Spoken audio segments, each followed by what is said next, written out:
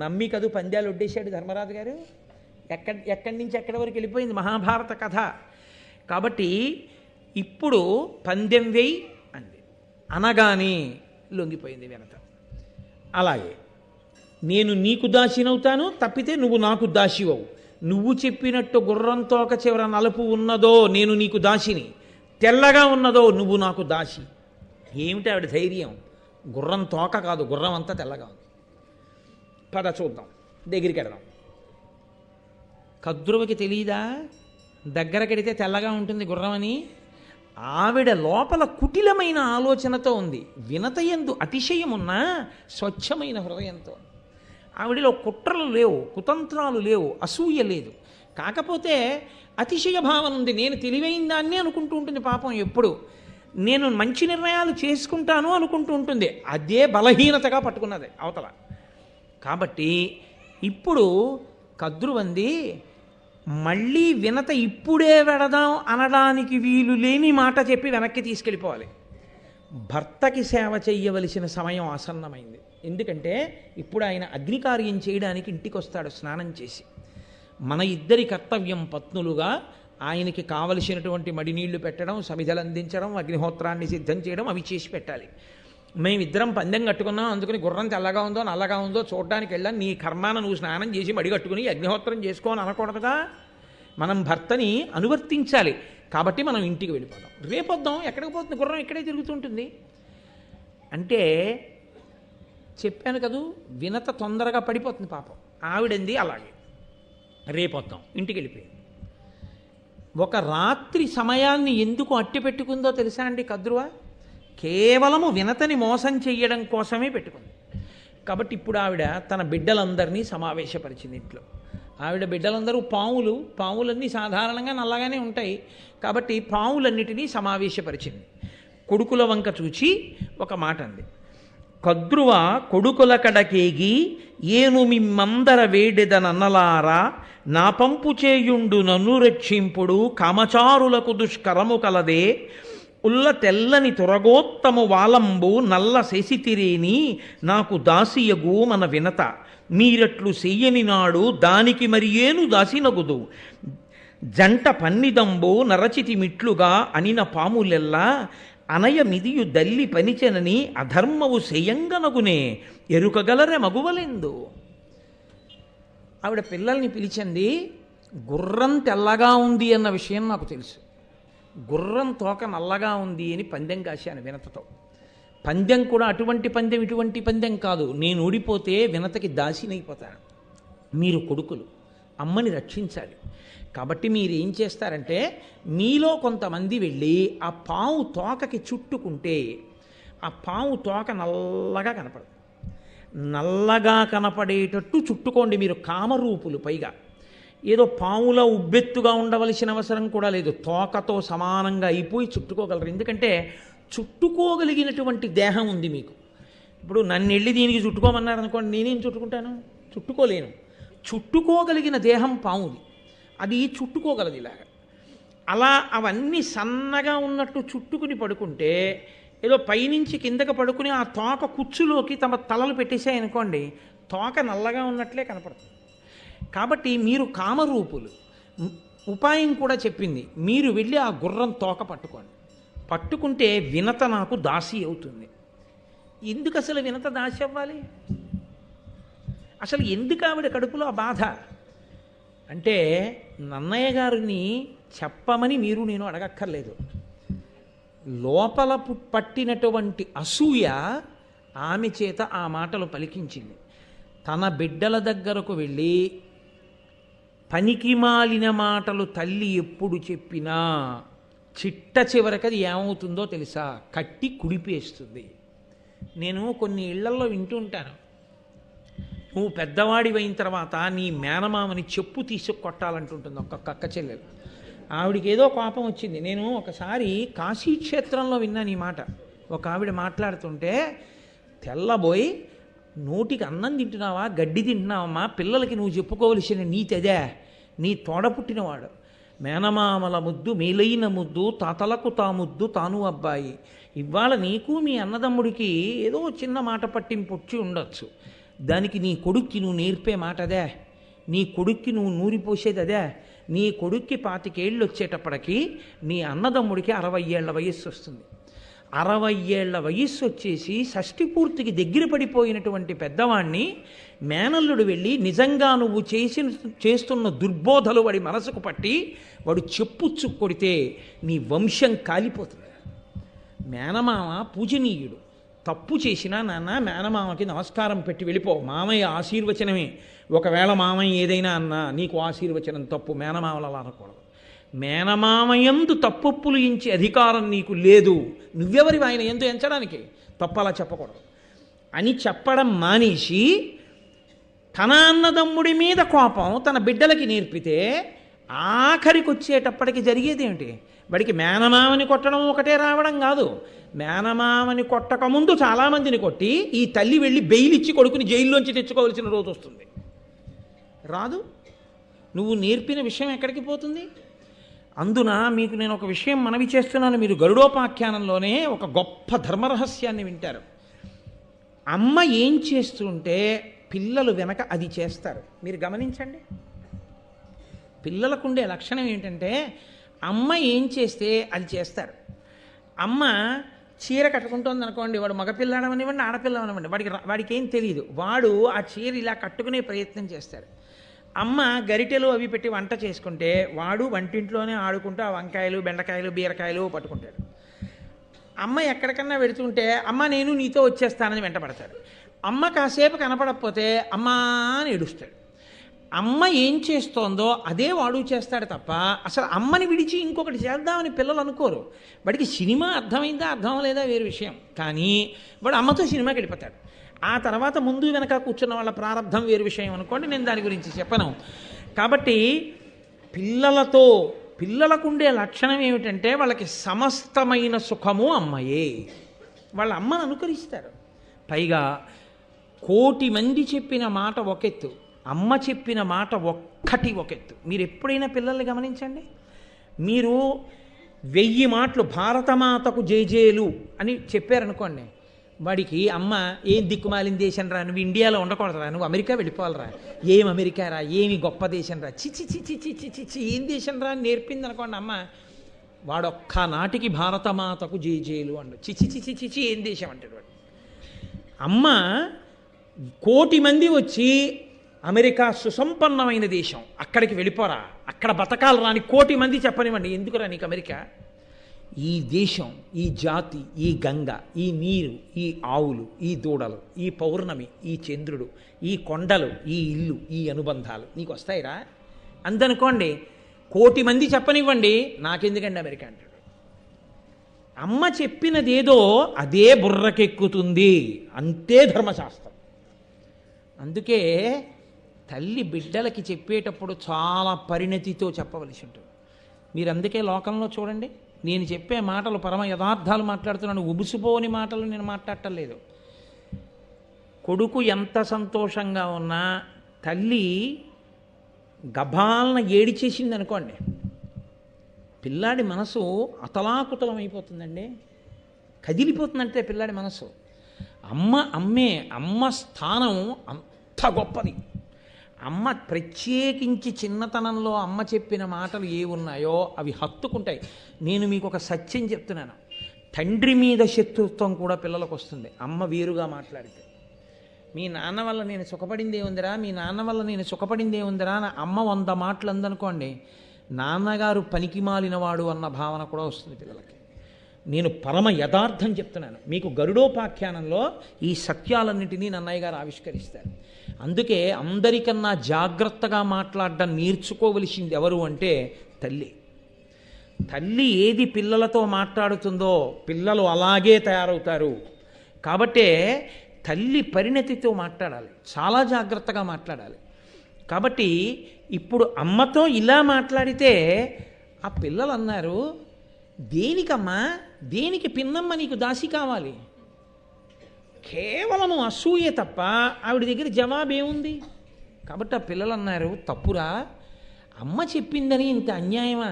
మనం వెళ్ళి పాము తోకకి చుట్టుకోవడం ఎందుకు? పిన్నమ్మ అమ్మకి దాసి కావడం ఏమిటి? అన్ని వైభోగాలు వదులుకుని అమ్మకి సేవ చేయడం ఏమిటి? తప్పు.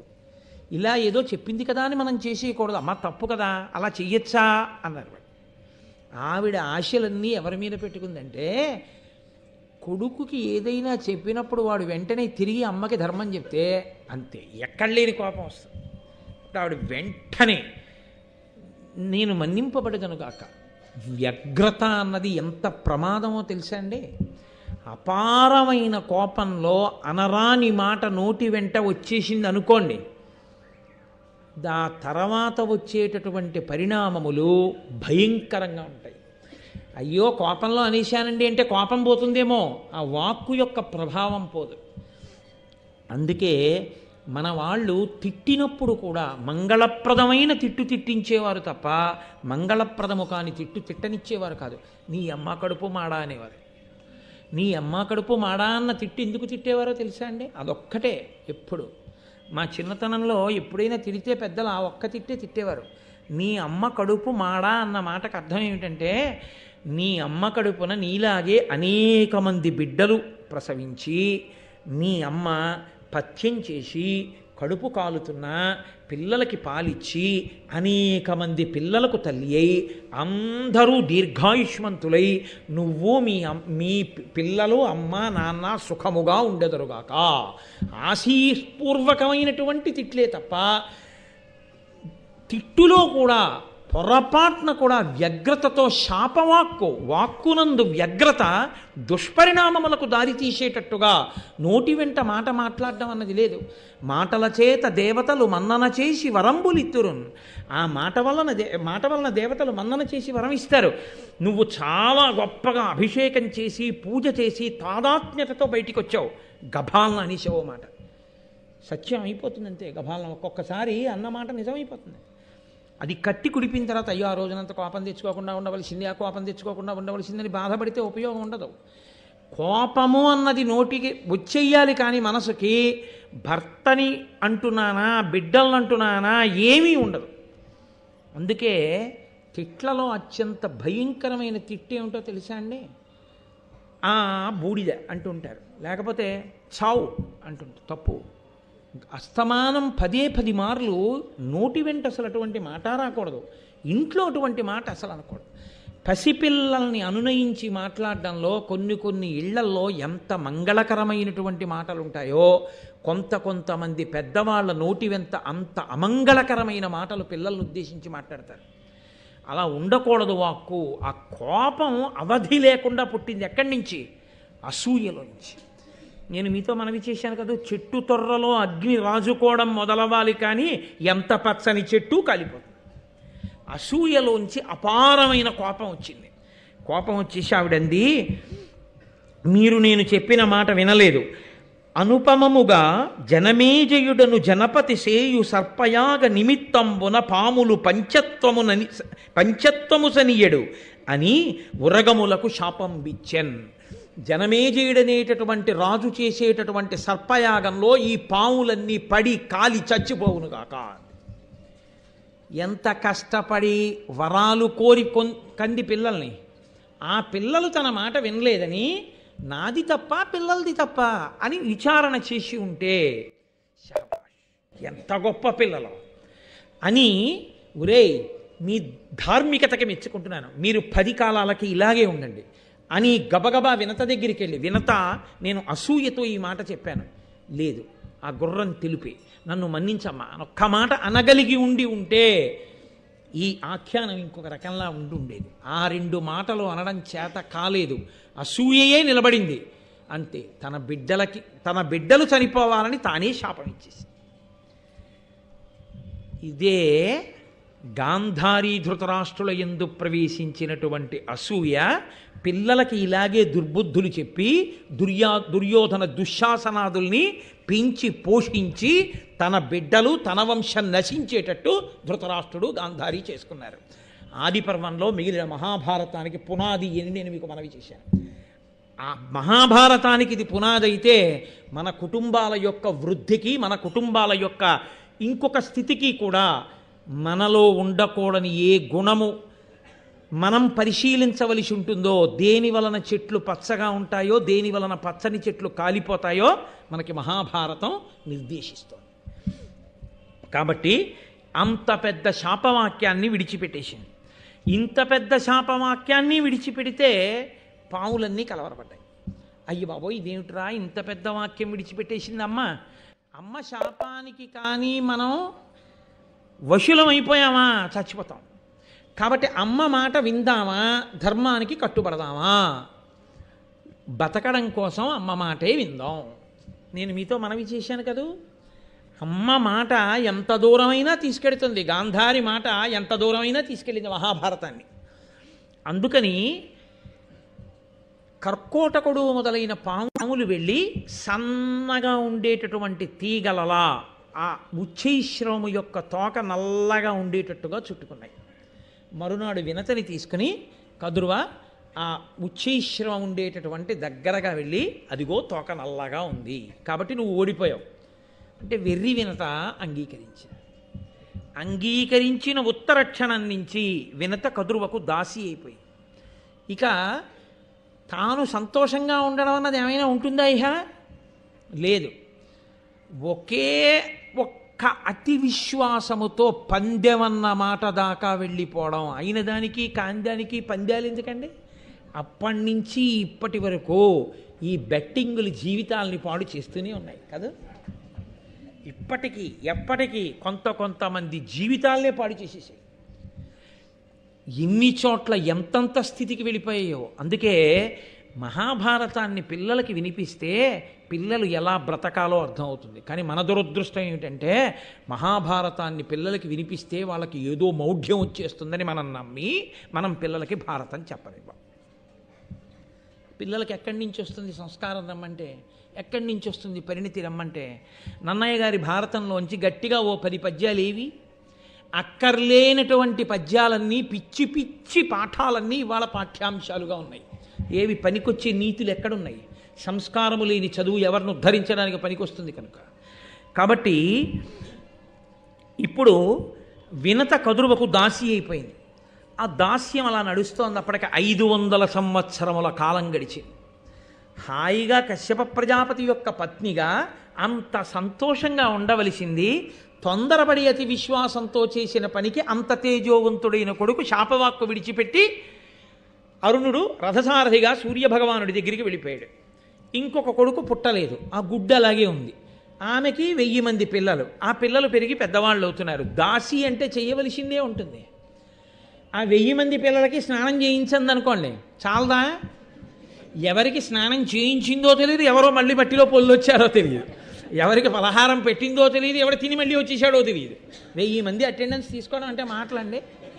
6 పిల్లలకి స్నానం చేయించడానికి చిన్నతనంలో మా అమ్మగారు ఎంతో వ్యధపడేది. నాకు ఇప్పటికీ గుర్తు. మమ్మల్ని 6 పండగ వస్తే వరుస క్రమంలో నించోపెట్టి మా అన్నదమ్ముల్ని అక్క చెల్లెళ్ళని ఒళ్ళంతా నూనె పెట్టి ఒళ్ళంతా నలుగు పెట్టి చెమట పట్టేస్తుంటే పిచ్చి తల్లి అలాగే ఆ జుత్తు ముడేసుకుంటూ ఆ పమిట కొంగు బిగించుకుంటూ ఇంత గిన్నెలో ఆ నలుగంతా తీసి మా ఒళ్ళంతా పెట్టి ఆటలు ఆడతారా మచ్చలు పడిపోతాయని, మచ్చలు పడకూడదని ఒళ్ళంతా నలుగు పెట్టి నూనె రాసి, మళ్ళీ 6వ వాడికి నలుగు పెట్టిన తర్వాత మొదటివాడికి నూనె ఇంకుతుందని వాణ్ణి పిలిచి 6 ఆసనాలు వేసి కూర్చోబెట్టి తల మీద నూనె పెట్టి ఆశీర్వచనాలు చేసి మళ్ళీ ఒంగుని కుంకుడు పులుసు పోసి తల రుద్ది ఒళ్ళు రుద్దుతుంటే కంట్లో పడిపోయిందనేవాడు ఒకడు. మొదటివాడికి తలస్నానం చేయించి 6వ వాడికి స్నానం చేసి ఓ తువ్వాలు కట్టి వదిలిపెట్టేటప్పటికీ మొదటివాడు కాగులో నీళ్లు కాగుతున్నాయో లేదో బాగా చూస్తున్నానమ్మా అని బూడిద దగ్గరికి వెళ్ళి ఉప్పు నూదేవాడు. ఒళ్ళంతా బూడితో మళ్ళీ సిద్ధం వాడు, తల మీద బూడితోడు. మళ్ళీ వాడికి తలస్నానం చేయించి ఆఖరికి నాకు ఇప్పటికీ గుర్తు, అందరి స్నానాలు చేసేసిన తర్వాత మేమందరం బొట్లు ఎట్టుకుని దేవుడి దగ్గరికి వెళ్ళి నమస్కారం పెట్టరండిరా అంటే 6 బొట్లు ఎట్టుకుని విభూతి ఎట్టుకుని నమస్కారం పెట్టుకొచ్చి నిలబడితే ఆవిడ నడుమిలా పట్టుకుని లేచి నిలబడి పిల్లల్ని చూసుకుని ఎంత మురిసిపోయేదో. పిచ్చి తల్లి, నా తల్లి కాదు మీ తల్లులైనా అంతే. అమ్మే. మహాశివరాత్రి నాడు అమ్మని స్మరించకపోతే ఎలా? అమ్మ కన్నా పరదైవం ఎక్కడుంది? కాబట్టి 1000 మంది పిల్లల్ని సాకడం అంటే మాటలా, అంత కష్టపడి సాకింది. ఎవరి కోసం? కద్రువ కోసం వినత. ఈవిడ బిడ్డలే ఒక రకంగా పినతల్లి కాబట్టి. కానీ తన బిడ్డడు ఎక్కడో ఉన్నాడు, ఈ బిడ్డడు గుడ్డులో ఉన్నాడు. వీళ్ళని ఈవిడ సాకుతోంది. ఒక రోజా 2 రోజులా? 500 సంవత్సరాలు. ఏ పాపానికి? కేవలము అతి విశ్వాసానికి కదండి. ఎంతంత ప్రమాదాలు తెస్తాయో, జీవితాల్ని ఎంత అతలాకుతలం చేస్తాయో మహాభారతం ప్రత్యక్ష సాక్ష్యంగా మాట్లాడుతుంది. కాబట్టి ఎక్కడి పరిధిలో అక్కడ ఉండి జాగ్రత్తలో ఉండు పరాకు నేర్పుతుంది మనకి. అతి విశ్వాసము అతిశయము మంచిది కాదు, పందాల జోలికి వెళ్ళకూడదు. కనుక 500 సంవత్సరములు పూర్తయ్యాయి. ఆవిడ అదృష్టం పండింది. ఆతత పక్షమారుత రయప్రవికంపిత ఘూర్ణితాచల వ్రాత మహర్ణవుండు బలవన్ నిజదేహ సముజ్వల ప్రభాతూత పతంగ తేజుడు తిదుండయి టార్చుడు తల్లికిన్ మనప్రీతియునర్చుచున్ నెగసె భీమజవంబున నభ్రవీదికిన్. మన్నయ్య గారికి ఎంత సంతోషం కలిగిందో, అమ్మయ్య వినత దాస్యం తీరిపోయిందనుకున్నారో ఏమో. ఆనందంతో నన్నయ్య గారి మనసు ఎలా ఎగిరిందో, గరుత్మంతుని యొక్క జననం అలా జరిగింది. ఎంత గొప్ప పద్యం పడిపోయిందో ఆ ఆనందంలో. అటువంటి సమాసాలు పడిపోయాయి అంతే. ఆతత పక్షమారుతరయ ప్రవికంపిత ఘూర్ణితాచల వ్రాత మహర్ణవుండు బలవన్ నిజదేహ సముజ్వల ప్రభాతూత పతంగ తేజుడు తితిండయి తార్క్ష్యుడు తల్లికిన్ మనప్రీతియునర్చుచున్ నెగసే భీమజవంబున నభ్రవీదికిన్. ఆయనట ఆతత పక్షమారుతరయ ప్రవికంపిత ఘూర్ణితాచల వ్రాత మహార్ణవుండు. ఆయన పుడుతూనే గుడ్డులోంచి పైకి ఎగరడానికి ఇలా రెక్కలు విప్పి అల్లార్చి పైకి ఎగిరితే ఆయన రెక్కలలోంచి వచ్చినటువంటి గాలికి కులపర్వతాలు లేచి ఎగిరిపోతాయేమో అనుకున్నారట. అంత పెద్ద జంఝామారుతాన్ని సృష్టించగలిగిన పెద్ద రెక్కలు అల్లార్చి ఒక్కసారి ఆకాశంలోకి ఎగిరి అలా ఎగిరితే ఆయన అలా ఎగరడం అంటే ఏదో కాకినాడ మీద కాదు, ఆయన శరీరానికి, ఆయన దేహానికి, ఆయన కాంతికి ఒక్కసారి భూమండలం అంతా అలా తిరిగాడు. తిరిగి ఎవరు మా అమ్మ అని చూసి మా తల్లి వినత, ఈవిడికి నేను నమస్కరించాలని ఆకాశంలోంచి గభాలన వచ్చి భూమి మీద వాలి నిలబడితే భూమి మీద ఉన్న ప్రాణులు, దేవతలు అందరూ ఇలా చూసి ఇదేమిరా సూర్యుడిలా ఎగురుతున్నాడేమనుకున్నారట. అంత గొప్ప తేజోమూర్తి మహానుభావుడు తల్లికిన్ మనప్రీతియునర్చుచున్ నెగసె భీమజవంబున నభ్రవీదికిన్. ఆ తల్లి వినత చూసి అబ్బా ఇటువంటి జవమున్నవాడు నా 2వ కొడుకు పుట్టేశాడు కాబట్టి ఇక పర్వాలేదు, నీకు 2వ కొడుకు పుట్టిన తర్వాత దాస్యం పోతుందన్నాడు. ఇంత గొప్ప కొడుకుకి తల్లి అయ్యాను, ఇన్ని కష్టాలు పడితే పడ్డాను కానీ ఇంత గొప్ప కొడుకుకి తల్లినయ్యాను చాలు. ఎంత సంతోషపడిపోయిందో, మనప్రీతి పొందింది వినత అన్నారు. యథార్థం కూడా అంతే. వినతే కాదు, మీరు ఆ పరకాయ ప్రవేశం చేసి ఆలోచించండి, ఎవరుంటారండి దగ్గర? 9 నెలలు గర్భం పూర్తయిపోయిన తర్వాత నేడో రేపో ప్రసవం అవుతుంది అంటే అది ఏదో చిన్న వ్రణాన్ని కోయించుకోవడం అంత తేలిక విషయం కాదు. తాను ఉండొచ్చు, ఉండకపోవచ్చు. పుట్టినటువంటి బిడ్డడికి తల్లి ఉంటుందో ఉండదో తనకి పునర్జన్మతో సమానం. అటువంటప్పుడు తను తెలివితో ఉండి తనకి తాళి కట్టిన భర్త తండ్రి అవుతున్నాడన్న పరమ సంతోషంతో తాను మృత్యు సదృశమైనటువంటి బాధని అనుభవించడానికి సిద్ధపడి ప్రసవ వేదన పొందుతూ అన్ని నిప్పులలో కూడా నేను నా కడుపులో ఇన్నాళ్ళు నివాసం చేసినటువంటి ఆ చిన్ని మొలకని చూసుకుంటానన్న సంతోషంతో ప్రసవ వేదన యందు స్పృహనే తప్పి నిత్తుటి గుడ్డైనటువంటి ఆ చంటి బిడ్డడు పక్కన పడుకుని కుయ్యోమని ఏడిస్తే తెలివి రాగానే కన్ను విప్పి చూసుకున్న ఆ తల్లి అమ్మయ్యా నా బిడ్డ అన్నప్పుడు పొందేటటువంటి ఆనందంలో ఇన్ని సంవత్సరములు పడిన కష్టం ఆవిరైపోతుంది. ఆ అమ్మ సంతోషపడని నాడు కొడుకు జన్మెందుకండి? ఇంకా ఆ అమ్మ సంతోషపడితే చాలు, కొడుకు జన్మ సార్థకత. అమ్మని మించిన దైవం ఇహ లోకంలో లేదు. కాబట్టి ఆ తల్లి వినత ఎంత సంతోషించిందో లోకంలో ఏ తల్లి అయినా అంతే సంతోషిస్తుంది. అది తల్లికి మాత్రమే ఉన్నటువంటి అదృష్టం. తండ్రి కూడా బయట నిలబడతాడంతే. కంగ్రాచ్యులేషన్స్ అండి, మీరు ఫాదర్ అయ్యారు. అంటే ఫాదర్ అయ్యానంటే to whom, to a male baby or a female baby అని అడిగితే అప్పుడు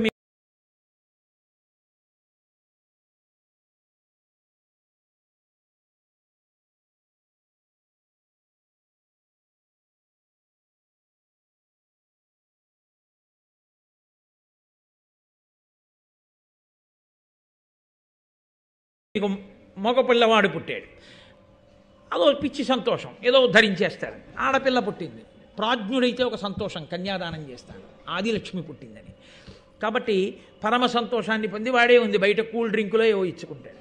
కానీ ఈవిడ పిచ్చి తల్లికి ఎన్ని మెట్లంటే బిడ్డండి చూసుకుని ఒక సంతోషం, వాడిని తడిమి చూసుకుని ఒక సంతోషం, వాడి పుట్టుమచ్చలు చూసుకుని ఒక సంతోషం, వాడి జుత్తు నొక్కులుగా ఉంటే మా ఆయన జుత్తని సంతోషం, చేతులు పొడుగ్గా ఉంటే మా నాన్నగారి చేతులని సంతోషం, కళ్ళు అందంగా ఉంటే నా కళ్ళే వచ్చాయని సంతోషం, బుగ్గలు చూసి మా అమ్మ బుగ్గలని సంతోషం, వేళ్ళు చూసుకుని మా అత్తగారి వేళ్ళని సంతోషం. ఇన్ని పోలికలు పోల్చుకుని ఇంత బాధ మర్చిపోయి అంత సంతోషపడిపోయి ఆ భర్త లోపలికి వచ్చి ఆ పిల్లాన్ని చూసుకుంటున్నప్పుడు భర్త కళ్ళల్లో మెరుపు చూసి తానెంత మురిసిపోతుందో. అందుకు కదండి అసలు ఆడదాని వల్లరా నెలకో వర్షం, వాళ్ళ వల్లరా నువ్వు బతుకుతున్నావు అని శాస్త్రం. పరమ యథార్థం. నిజంగా అటువంటి ఆడదాన్ని ఖేద పెట్టడం, అటువంటి ఆడదాని మీద పరిహాసం చేయడం ధర్మశాస్త్రంలో లేదు. మన ప్రారంధం కొద్దీ అక్కర్లేని పశ్చిమ దేశాల సంస్కృతిని దిగుమతి చేసుకుని ఇంత హేయమైన రీతిలో ఇవాళ మనం, సరే మిగిలిన విషయాలు నాకెందుకు కానీ, పవిత్రమైన మాటలు చాలు. మహాశివరాత్రి పూట ఇతర ఇంకొక కోణం నాకెందుకు. కాబట్టి ఆ మహానుభావుట ఇంతటి తేజోవంతుడై మా నాన్నగారు ఎక్కడా అని అడగలేదుట. ఆయన అంత వేగంగా ఆకాశంలో వెళ్ళిపోతుంటే దారుణ కల్పాంత మరుత్ప్రేరిత హవ్య వహ శిఖల పెళ్లిదియని బృందారకముని బృంద స్తుతి పోరన తానగ్ని సూక్తములతో నెసగెన్. దేవతలు ఋషులు అందరూ అనుకున్నారట, ఓహో ప్రళయకాలం వచ్చేసిందిలా ఉంది, ప్రళయకాలంలో ఉండేటటువంటి అగ్నిహోత్రం వ్యాపిస్తోందన్నమాట అంతటా. అయ్య బాబోయ్ ఎంత తేజోవంతంగా ఉందోనని రక్ష చెయ్యి అని అగ్ని సూక్తములతో, అగ్నిహోత్రుడు వ్యాపిస్తున్నాడని అగ్ని సూక్తములతో ప్రార్థన చేశారట. తెలుగు భారతంలో లేదు కానీ అగ్నిహోత్రుడు కనపడి చెప్తాడు, నేను కాదయ్యా గరుత్మంతుడని మహాపురుషుడు ఆవిర్భవించాడు, సుపర్ణుడు, ఆయన రెక్కలతో ఎగురుతున్నాడు, ఆయన నేను కాదని చెప్తే అప్పుడు ఆయన్ని కీర్తించాడు. ఆయనట అంత వేగంతో ఆకాశంలో తిరిగి నా తండ్రి ఎవరనలేదు, మాతృదేవో భవ, మొదటి నమస్కారం తల్లికే. ఆ తల్లి గౌరవం తెలుసున్న వాడికి లోకంలో అన్నిటికన్నా పోయిందని ఏడవలసిన రోజు ఏదైనా ఉంటే తల్లి పోయిన రోజు ఒకటి. నాకు లేదని ఏడవలసిన రోజు ఏదైనా ఉంటే నాకు తల్లి లేదని గుర్తొచ్చినప్పుడు మాత్రమే, ఇంకా దేనికి ఏడవక్కర్లేదు. మళ్ళీ అలా ఏడవలసిన రోజు రాకూడదు పురుషుడి జీవితంలో. మళ్ళీ తల్లి స్థానంలో తల్లి స్థానంగా నిలబడి అనునయించగలిగిన ఏకైక వ్యక్తి పత్ని. ఆమె వెళ్ళిపోయిన నాడిక పురుషుడంత దరిద్రుడు వేడొకడు లేడు. అందుకే అష్టదరిద్రాల్లో ఒకటిగా చెప్పారు. కాబట్టి ఆయన హరికులిషక్షతి ఎరుగని గురుతర పక్షములతోటి కులగురివోలెన్ గరుడండు గగనగతి ఉరుతర జవమున నరుగు దించి తల్లికి బ్రొక్కెన్. ఇది నన్నయ్య గారు మన జాతికి నేర్పినటువంటి పాఠం. ఆయన ఎటువంటి వాడు? దేవేంద్రుడు విడిచిపెట్టినటువంటి వజ్రాయుధం పర్వతముల యొక్క రెక్కల్ని కోసేసింది ఒకప్పుడు. పూర్వం రామాయణం బాలకాండలో మీరు విన్నారు, ఆ సుందరకాండలో పర్వతాలన్నీ కూడా ఎగురుతూ వెళ్ళి ఎక్కడ పడితే అక్కడ దిగుతుండేవి. ఇక్కడెక్కడో భారతం చెప్తున్నట్టంటే అవి కూడా వచ్చి దిగుతుండేవి. అవి వచ్చి దిగితే ఆ మోటార్ సైకిళ్ళు ఏమైపోవాలి, ఆ సైకిళ్ళు ఏమైపోవాలి, ఆ కార్లు ఏమైపోవాలి. ప్రజలు గగ్గోలు పెట్టేస్తున్నారని దేవేంద్రుడు ఏం చేశాడంటే పర్వతాల యొక్క పక్షములను రెక్కలన్నిటినీ తరిగేశాడు. తరిగేస్తే పర్వతాలు ఎగరకుండా ఎక్కడెక్కడో కూర్చుండిపోయి, దేవేంద్రుడి చేత తరగబడడానికి సాధ్యము కానంత శక్తివంతమైన రెక్కలు కలిగిన ఒక కులపర్వతము ఉంది. అది ఎగిరితే ఆకాశంలో ఎలా ఉంటుందో అలా ఎగిరేట గరుత్మంతుడు. అంటే దాని అర్థం ఏమిటి? దేవేంద్రుని యొక్క వజ్రాయుధం కూడా ఆయన రెక్కకి ఉన్న ఏకని కూడా ఏమీ చేయలేదు. అంతటి మహాబలవంతుడు పుట్టాడు. ఇంతటి బలవంతుడై ఆకాశంలో ఒక్కసారి అలా ఎగిరి కిందకి దిగి వచ్చి వెంటనే తన తల్లి వినతని చూసి, అబ్బా మా అమ్మ అని పొంగిపోయి ఆ తల అమ్మ పాదాలకి తగిలేటట్టుగా ఉంచి నమస్కరించి అమ్మ వంక చూసి నమస్కరిస్తూ నిలబడ్డట. ఆ వినత పొంగిపోయింది చూసి, అబ్బా ఎటువంటి కొడుకు నా కొడుకని. చాలు, ఇవాళ అమృతప్రాయమైనటువంటి ఒక ఘట్టం గరుత్మంతుని యొక్క ఆవిర్భావాన్ని విన్నాం. నాకు కూడా కొంచెం ఇవాళ ఉపవాసం చేత కాస్త ఓపిక తక్కువ ఉంటుంది కదా, అందుకని ఒక అరగంట ఉపన్యాసానికి మినహాయింపునిప్పించండి. రేపటి రోజు మళ్ళీ గరుత్మంతుడు బయలుదేరడం, అమృతాన్ని తీసుకురావడం, ఇవన్నీ అత్యద్భుతమైనటువంటి ఘట్టములు ఎదర నడుస్తాయి. నేను వ్యక్తిగతంగా మీతో విజ్ఞాపన చేసేది ఒకటే, మీకు ఏమాత్రం అవకాశం ఉన్నా అమృతోత్పాదనము మాత్రము తప్పకుండా, అమృతాపహరణములు మాత్రము తప్పకుండా వినండి అందరూ. ఎందుకని అంటే అది నేనేదో సరదా కోసమో లేకపోతే మీ అందరూ వస్తారనో నేను చెప్పట్లేదు. నాకు అసలు ఆ జనం పిచ్చేలేదు. ఒక్క కారణానికే చెప్తున్నాను. అమృతాపహరణ ఘట్టము అంత గొప్పది, చాలా చాలా గొప్పది. దానికి నన్నయ్య గారు ఫలశ్రుతి చెప్పారు అంటే ఎంత గొప్పదో చూడండి. కాబట్టి రేపటి రోజున ఈ ఘట్టాన్ని కొనసాగింపు చేస్తాను.